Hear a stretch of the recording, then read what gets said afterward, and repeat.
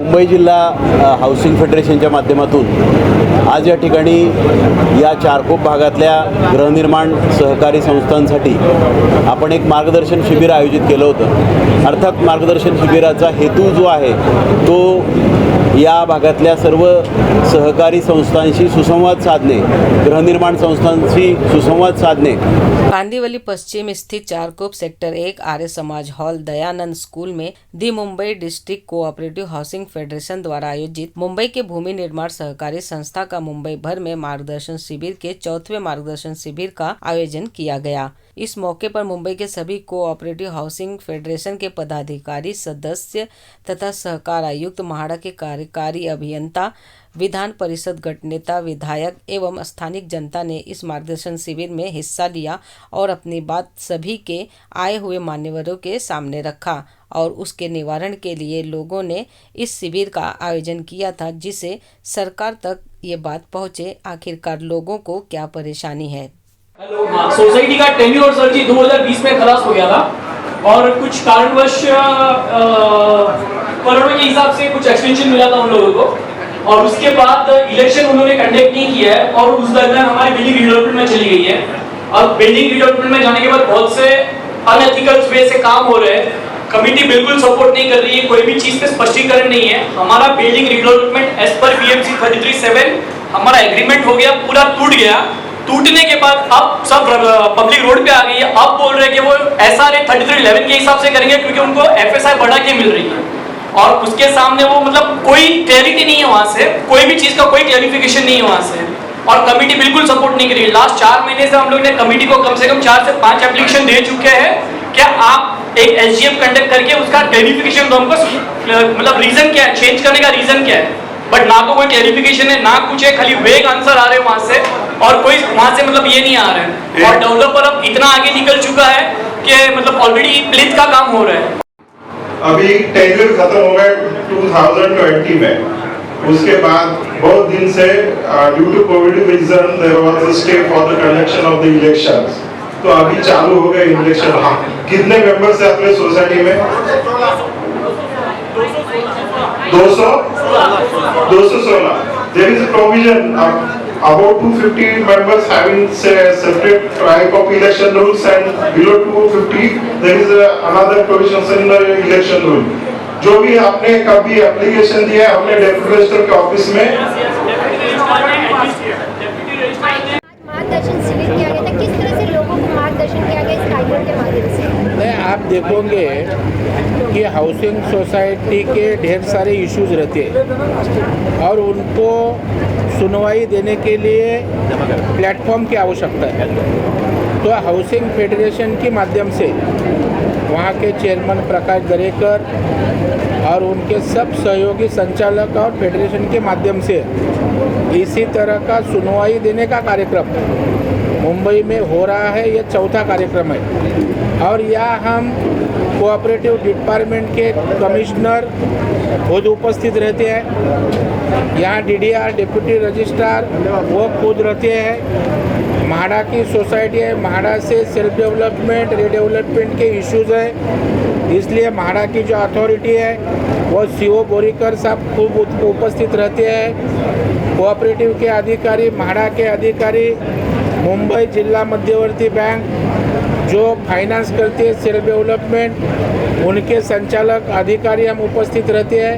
हमारा उदय दलवी उपस्थित है और यह सब चर्चा करके जो इश्यूज ये कंसर्न अधिकारियों के कैपेसिटी में वो निर्णय ले सकते हैं, वो ऑन द स्पॉट निर्णय लेते हैं। जो ऑफिस में जाके कानूनन कार्रवाई की आवश्यकता है वो करते हैं और जो इश्यू गवर्नमेंट से रिलेटेड है वो गवर्नमेंट को भेजते हैं और हम लोग लीड करके सरकार के माध्यम से वो इश्यू सॉल्व करने का प्रयास करते हैं। यह कार्यक्रम का नियोजन है और इसलिए मुझे खुशी है कि यह हमारे अभियान को बहुत बड़ा प्रतिशत मिलता है। हर जगह 500 से लेके 1000-1200 तक सोसाइटी के रिप्रेजेंटेटिव उपस्थित रहते हैं और जो छोटी छोटी चीज़ रहती है, जो मिसकम्युनिकेशन है, कई चीज़ उनको मालूम नहीं, किसने बताया नहीं, इसके लिए उनके मन में भी कानूनन जो मालूमात होनी चाहिए वो होती है। और इसलिए मुझे लगता है एक गवर्नमेंट और सोसाइटी और फेडरेशन और अपेक्स बैंक मुंबई की करके जिला बैंक एक अच्छा कोऑर्डिनेशन इसी माध्यम से हो रहा है। तो क्या लगता है मार्गदर्शन शिविर के माध्यम से कितने लोगों की समस्याएं हैं जो लगता है कि आप सॉल्व करने में सफल भी हो पा रहे हैं इस आयोजन नहीं, अभी देखो 20-25% लोगों की समस्या तो ऑन द स्पॉट हल हो सकती है। कई समस्या नॉलेज नहीं है इसलिए वो समस्या रहती है, यहाँ से बताने के बाद वो हल होती है, अधिकारी यहाँ के यहाँ हल करते हैं। अभी 25-50% इश्यूज जो गवर्नमेंट के पॉलिसी से रिलेटेड रहते हैं। अभी प्रॉपर्टी टैक्स में तो वारसा हक का इशू है, तो उसका कानून है, उसमें बदलाव करने की आवश्यकता है। तो यहाँ नहीं वो सॉल्व होएगा, वो हम टप्पे करते हैं, इधर सॉल्व करना इधर करते हैं, अधिकारी अपने कार्यालय में करते हैं, और जो गवर्नमेंट रिलेटेड है वो हम लीड करके सॉल्व करते हैं। 50% तो प्रॉब्लेम सॉल्व होते हैं। मुंबई जिल्हा हाऊसिंग फेडरेशनच्या माध्यमातून आज या ठिकाणी या चारकोप भागातल्या गृहनिर्माण सहकारी संस्थांसाठी आपण एक मार्गदर्शन शिबिर आयोजित केलं होतं। अर्थात मार्गदर्शन शिबिराचा हेतू जो आहे तो या भागातल्या सर्व सहकारी संस्थांशी सुसंवाद साधणे, गृहनिर्माण संस्थांशी सुसंवाद साधणे, त्यांच्या समस्या ऐकून घेणे आणि त्यांना वेगवेगळ्या उपक्रमांबद्दल मार्गदर्शन करणे हा आपला खरा हेतू होता आणि त्याला अनुसरूनच आम्ही या ठिकाणी उपस्थित राहिलो। या उपक्रमामध्ये समस्यांचं निराकरण करत असताना आपण 2 मुद्द्यांवर प्रामुख्याने भर दिला।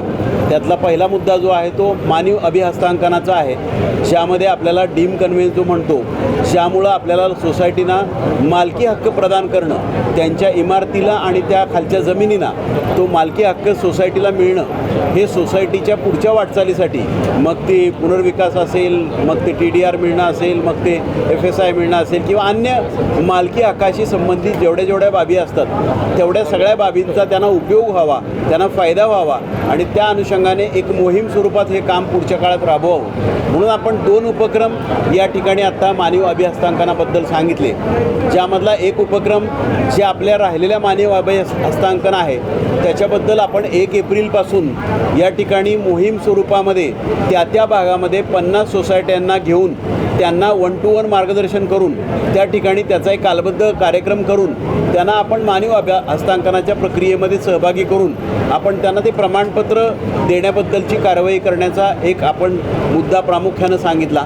आणि दुसरा जो मुद्दा आहे तो आपल्याला नव्यानं रजिस्टर होणाऱ्या, नव्यानं नोंदणी होणाऱ्या ज्या सोसायटीज आहेत या सोसायट्यांना खऱ्या अर्थानं आपण त्या ठिकाणी मानवी अभिहस्तांकनाचे पुढच्या काळात प्रश्न उद्भवू नयेत म्हणून एक आपण सर्क्युलर आपल्या खात्यामार्फत काढलेला आहे, ज्यामध्ये आपण सोसायटी रजिस्ट्रेशन करतानाच अभिहस्तांकन करण्यासाठी जे कागद लागतात ते रजिस्ट्रिंग अथॉरिटीकडेच त्यांनी द्यावेत आणि 4 महिन्यांनी जर ते बांधकाम व्यावसायिकांनी विकासकांनी ते अभिहस्तांकन केलं नाही तर तसा ठराव सोसायटीने त्या ठिकाणी आपल्याला जिल्हा उपनिबंधकाकडे दाखल करावा आणि जिल्हा उपनिबंधकाच्या मार्फत मानवी अभिहस्तांकनाचं प्रमाणपत्र इश्यू व्हावं हा आपला प्रमुख उद्देश आहे।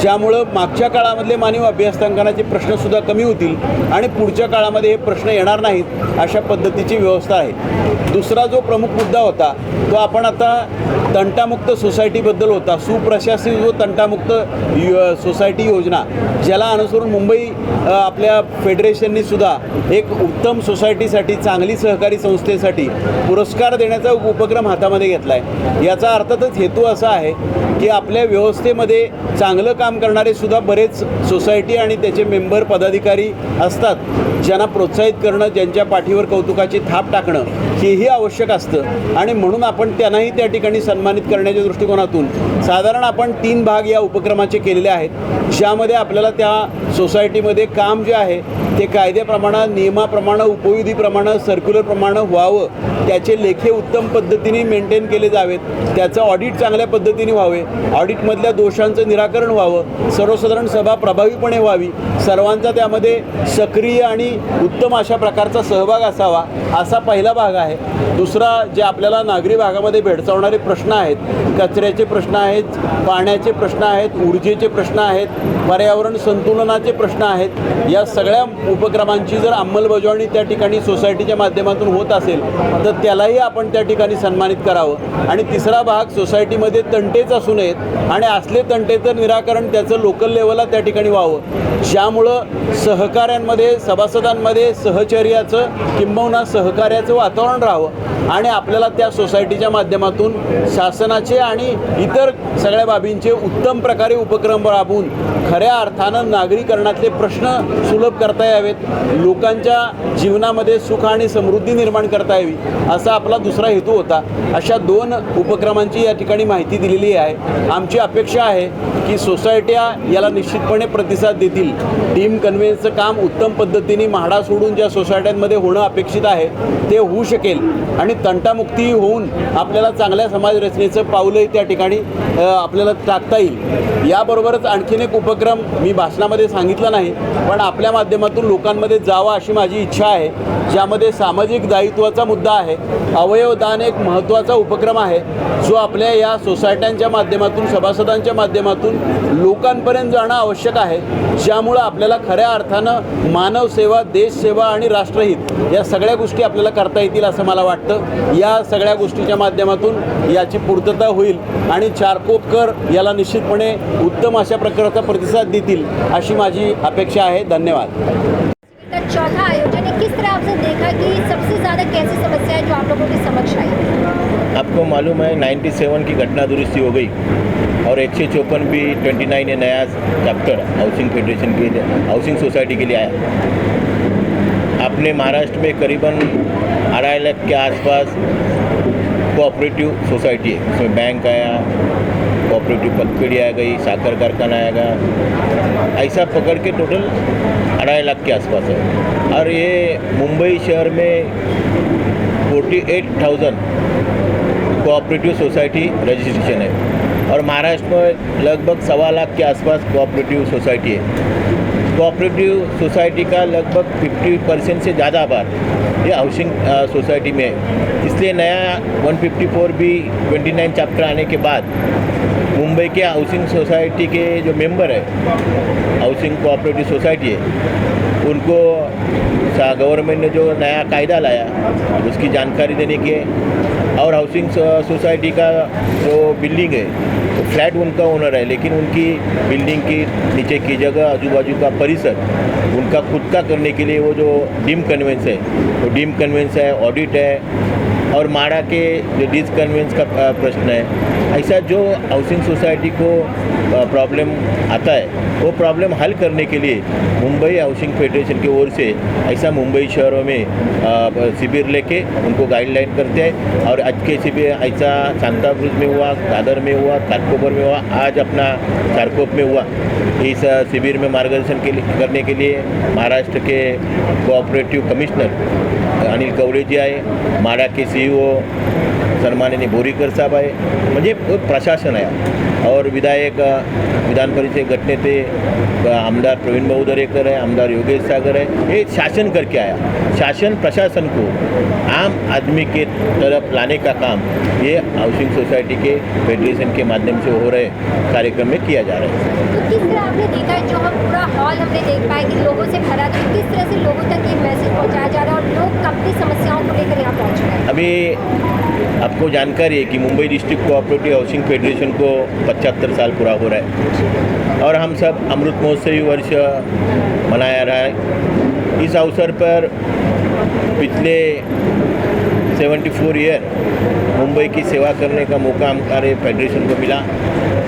इसका जन्म वो रजिस्ट्रेशन है वो 1948 में हुआ और 2022 और 23 हम अमृत महोत्सव वर्ष साजरा कर रहे हैं. इस अवसर पे मुंबई में ऐसा 4 हमारा शिविर हो गया, लेकिन और भी मुंबई के सबको इकट्ठा करके सोमया मैदान है उसमें 29-30 अप्रैल को बड़ा नेशनल लेवल के कोऑपरेटिव कॉन्फ्रेंस कर रहे हैं. उसमें CM साहब आने वाले, उसमें DCM साहब आने वाले और हम हमारा प्रयास है कि देश के कोऑपरेटिव मिनिस्टर अमित भाई शाह भी उसमें उपस्थित रह के हमको संबोधित करेंगे। ये इसलिए हम करते हैं कि ये मूवमेंट के माध्यम से जो लोगों को समस्या आती है वो उलझाने के काम हम करते हैं। आज अपने को देखा तो 48,000 के आसपास रजिस्ट्रेशन हो गया हाउसिंग सोसाइटी के मुंबई शहर में, और इसमें नहीं बोलेगा 30-35 लाख लोग रहते हैं। आधा मुंबई की समस्या गृह निर्माण सोसाइटी में है, और वो हल करने के लिए हम शासन दरबारी भागदौड़ करते, वो शासन के बाद से जो जो हल समस्या होती है वो सुलझाने का काम करते, और आने वाले भविष्य में मुंबई के हाउसिंग मूवमेंट में जो जो सहयोग लगेगा वो Mumbai district cooperative housing federation की ओर से करेगा, ऐसा मैं शब्द देता हूँ।